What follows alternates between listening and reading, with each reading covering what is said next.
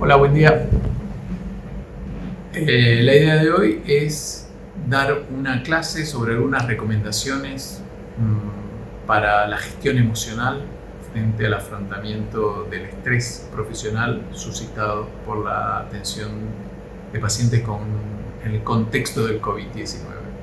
El área de riesgo profesional de la asociación ya publicitó la semana pasada 3 mails de los integrantes de la Secretaría y una línea de WhatsApp para la consulta personalizada de algún colega que pueda sentirse especialmente afectado.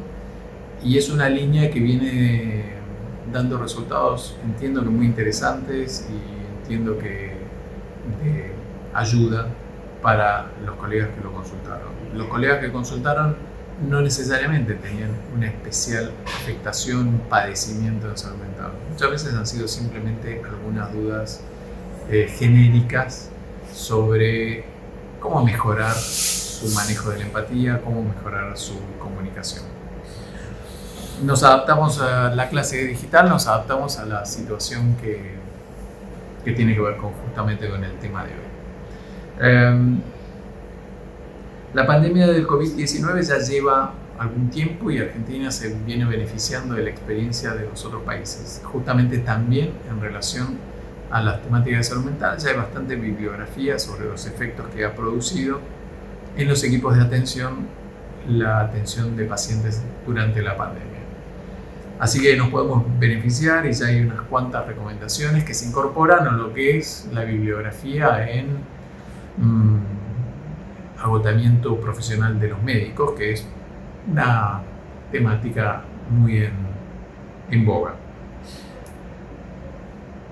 La pandemia nos ha puesto a todos en la primera línea de la atención, incluso algunos colegas que podían estar con alguna afectación ya previa con temática de salud mental han debido ejercitarse, entrenarse y arreglárselas para estarlo, porque es un requerimiento de la salud pública, es como el gran desafío para los médicos en general y sobre todo para los médicos de medicina crítica como son los anestesiólogos. Por eso es que hay una primera intención nuestra, que es la de tratar de ser lo más útiles posibles para todo el equipo de profesionales que está en la atención. Por eso de allí lo de la línea WhatsApp, de allí estas clases y de allí otras ideas que vamos teniendo sobre cómo podemos conformar una especie de equipo virtual con los que están en la atención. La pandemia tiene un primer aspecto que es el desdibujamiento del rol profesional, de la identidad del médico. Y este desdibujamiento empieza en el hecho de ser un virus desconocido que se transforma en epidemia y de epidemia en pandemia. Los medios se hacen eco de esto y hablan en un tono científico. Los diarios publican noticias sobre prevención, sobre higiene y sobre tratamiento, casi como si fueran una literatura científica. Y esto se traslada a la población y la población habla y replica conceptos como si fuera literatura científica. Esto, ¿no?, que algunos han denominado infodemia, como la epidemia de información, desdibuja el rol profesional, porque todos ahora parecen ser médicos. No está mal que la gente quiera saberlo. Lo que sí estaría mal es que yo desdibuje mi rol profesional. Uno de los primeros, si ustedes recordarán, una de las primeras criterios del desgaste profesional es cuando yo siento que se me está pidiendo más de lo que yo puedo dar, o cuando que no estoy a la altura de las circunstancias. Frente a una enfermedad, la medicina es artesanal, así que todos estamos haciendo algo propio, personal, que no tiene que ver con la cura absoluta. De hecho, los médicos no podemos prometer la cura justamente por esto, porque nuestro saber es artesanal y porque las enfermedades no se tratan de una manera exacta y porque todas las personas no responden igual. Esto no debiera desdibujarme, no puede desdibujarme en mi rol profesional. Y el rol profesional es el mismo que yo tenía cuando entré a la Facultad de Medicina. El primer día yo entré ignorante de todo y lleno de temores, y se me empezó a decir: nosotros te vamos a proporcionar un bagaje técnico-científico práctico para que vos puedas ser médico. Y eso se terminó de validar con una matrícula que dijo: usted tiene ese bagaje, habítelo, haga lo propio, ejérzalo. Y después uno ha hecho la especialidad en términos de lo mismo. Vamos a tener un bagaje técnico-científico para yo estar en condiciones de desempeñarme como especialista en anestesiología. Esta pandemia, fíjense, que nos arrebata en algún sentido en cuanto a esto, nos desdibuja, nos difumina, y el paciente parece saber tanto como yo, y el paciente viene y me dice predicciones catastróficas sobre lo que va a suceder en la Argentina, o lo que va a suceder en Brasil, o lo que va a suceder en este hospital. Esto no hace a la temática mía como médico, ¿no? Tenemos que volver al origen. Yo soy un médico que tiene una metodología que está validada, y esta metodología yo la estoy aplicando a la resolución individual de este paciente en particular. No es momento, cuando yo me siento con el paciente, de estar pensando si el barbijo que tengo es el mejor o no es el mejor. No es el momento de pensar si dentro de 3 días no va a haber camas, no va a haber respiradores o no va a haber unidades de terapia intensiva suficientes. El momento en el que me encuentro con el paciente es de: señor, dígame qué le pasa y yo voy a ver de la mejor manera y lo más posible cómo lo puedo ayudar. Y de la mejor manera y lo más posible, ¿qué es en medicina? Los protocolos. Y los protocolos es tener un protocolo en especial. No, es la estandarización de la atención. Entonces yo he estandarizado mi conocimiento de cómo intubo a lo largo de mi formación. La estandaricé y lo profesionalicé. Nosotros en la carrera y en todas las clases venimos argumentando una y otra vez en la Facultad de Medicina debiera desde el primer día decir: miren, nosotros les vamos a dar este bagaje teórico, práctico, técnico, de carácter técnico, pero también se les va a pedir una formación en la profesionalización de lo actitudinal. ¿Por qué? Tiene que ver esto con que el síndrome de desgaste profesional, de burnout, es muy extendido, justamente porque se ha perdido la importancia que tenía, quizás antes sin haberlo advertido como tal, la formación en las características empáticas, en la satisfacción que yo puedo tener al desarrollar una práctica médica, en el contexto en el que voy a brindar mi atención. Entonces, por todo esto es que ahora es necesario que se formalice una formación. Y esta formación, algunos la tenemos más o menos. Bueno, la pandemia es un buen momento en el cual esto me va a ser muy útil. El armado de una caja de herramientas emocionales bastante a la mano, bastante prácticas, bastante sencillas para poder desempeñarme. Profesionalizar mi actitud me trae beneficios al paciente, trae beneficios a la estrategia terapéutica, me trae beneficios a mí personales más que a ninguno. En el taller de malas noticias, los que hayan estado en esa formación quizás lo recuerdan, nosotros enfatizábamos, bueno, hay muchos protocolos. Nosotros brindamos algunos que nos parecen más efectivos, hay muchos protocolos validados internacionalmente para cómo dar una mala noticia, que tiene que ver desde dónde la voy a dar, cuál es el lugar, cuánto me van a molestar o no, cómo voy a estar sentado, cuánto voy a ceñir mi atención a lo que estoy hablando con el paciente, con el familiar del paciente, y qué pasos voy a ir dando en la información. Como primero voy a ir desde una fase de dígame usted lo que usted sabe, ¿sí? Donde yo le hago un alojamiento de las demandas múltiples con las que vienen los pacientes, emocionales, de temores, de pensamientos. Él hace un ancla en mí su atención cuando yo le pregunto qué le pasa, y cuando esta pregunta de qué le pasa no es una pregunta rápida y ceñida a lo técnico y de mi lado es impaciente. Puede ser en 2 minutos, pero si mi escucha es activa, o sea, si yo estoy realmente centralizando mi atención en el paciente. Eso es 30 segundos, 1 minuto, 10 minutos. Son el momento donde el paciente siente que fue alojado, donde su problema fue escuchado. A partir de ahí, nosotros tenemos que dar una información que vaya siendo progresivamente para ir preparando al paciente a lo que termina siendo la mala noticia.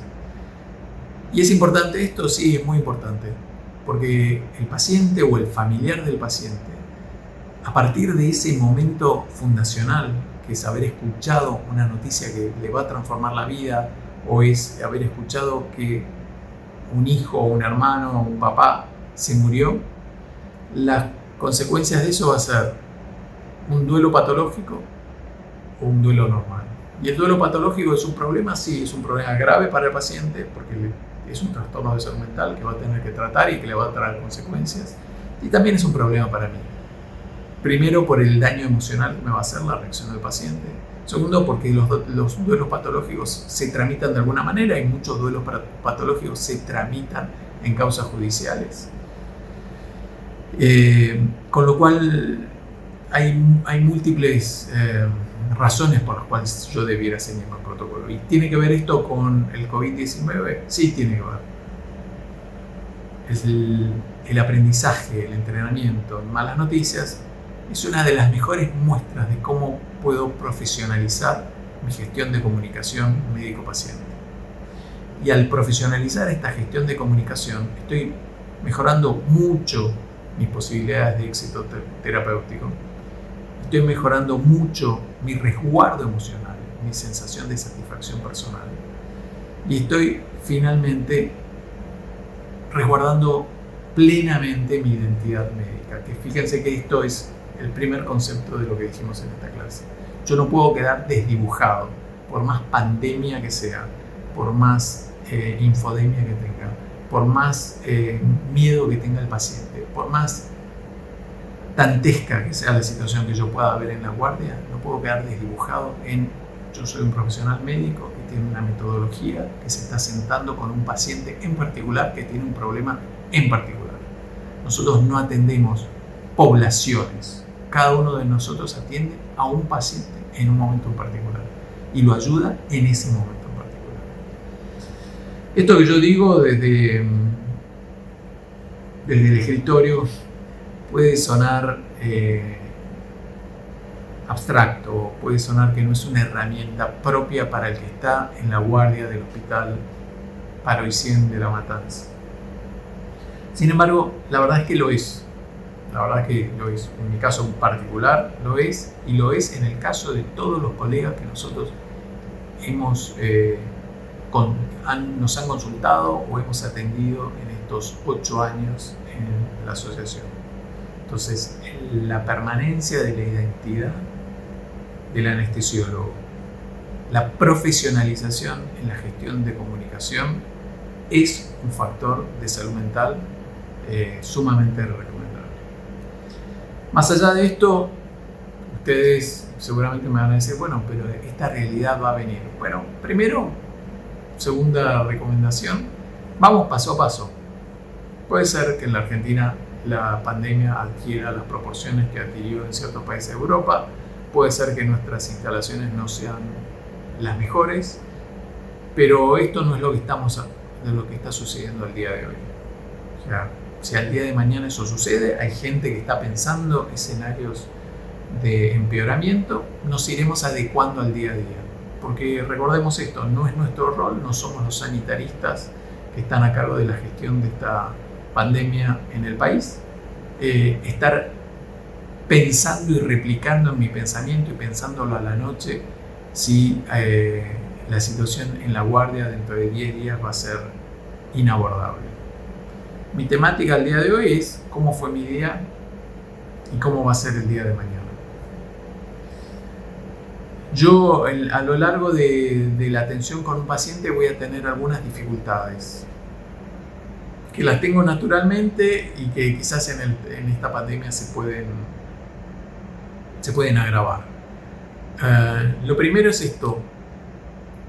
Como médico anestesiólogo, yo estoy lo suficientemente formado en estrategias de comunicación Y quizás tendríamos que decir que en términos generales los médicos en la Argentina no recibimos una adecuada formación en estrategias de la comunicación. Así que puede ser que este sea un buen momento para que yo las empiece a mejorar. ¿Cuál es el primer paso? El primer paso es, cuando yo estoy atendiendo al paciente en concreto, empezar a percibir, observar y, vamos a decirlo así, diagnosticar, sin hacer observaciones ni juicios, cuáles son los distractores que estoy teniendo en ese momento. ¿Sí? Por ejemplo, yo estoy en la atención de un paciente en concreto y yo estoy volviendo a pensar en el barbijo que tengo, si es el adecuado o no es el adecuado, o volviendo a pensar en cuántos pacientes me quedan, o volviendo a pensar en lo agotado que estoy, o volviendo a pensar en problemas personales. Todos esos distractores restan eficacia a la atención que me conviene tener con el paciente en concreto. Me conviene y le conviene al paciente que yo, al momento de sentarme a atenderlo, pueda ceñirme en los problemas que el paciente me dice. Y si esto no es así, y esto siempre es un objetivo, no se lo pone como objetivo y por supuesto que hay distractores, lo ideal sería poder observarlo y señalarlo. Asimismo, también sería ideal que yo, en el espacio de Ateneo Profesional, en el equipo, pudiéramos tener algunos minutos para esto que a veces es el momento antes o después de tomar un café o de compartir un paquete de galletitas, y uno dice, bueno, ¿y vos cómo estás? ¿Cómo estamos? Este momento del cómo estamos, yo le daría algunas sugerencias. Y uno es, ¿qué tal si en este espacio de discusión profesional dedicamos después 5 minutos a un cómo estamos, en el cual no juzguemos si lo que se dice es grave o no es grave, y no le busquemos solución, no estemos tratando de solucionarlo en el momento, simplemente digamos cómo estamos. Va a estar el desbordado, va a estar el que dice tengo miedo, va a estar el que dice tengo mucho insomnio, va a estar el que dice siento que me voy a desmayar cuando veo a un paciente, y va a estar el que dice yo no siento absolutamente nada, y va a estar el que dice todos son unos temerosos y este es el momento para seguir atendiendo. Va a estar toda la graduación, porque siempre esta graduación se replica.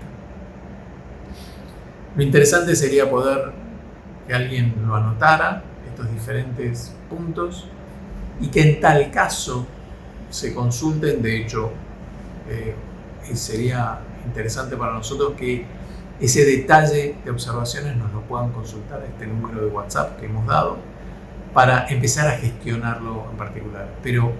Y entonces ustedes me podrían decir, pero ¿cuál puede ser el beneficio de que se haga ese detalle? El beneficio es, dejo de estar inmerso en el problema y paso a estar desde afuera en el diagnóstico y en la atención del problema, aun cuando no tenga inmediatamente el tratamiento.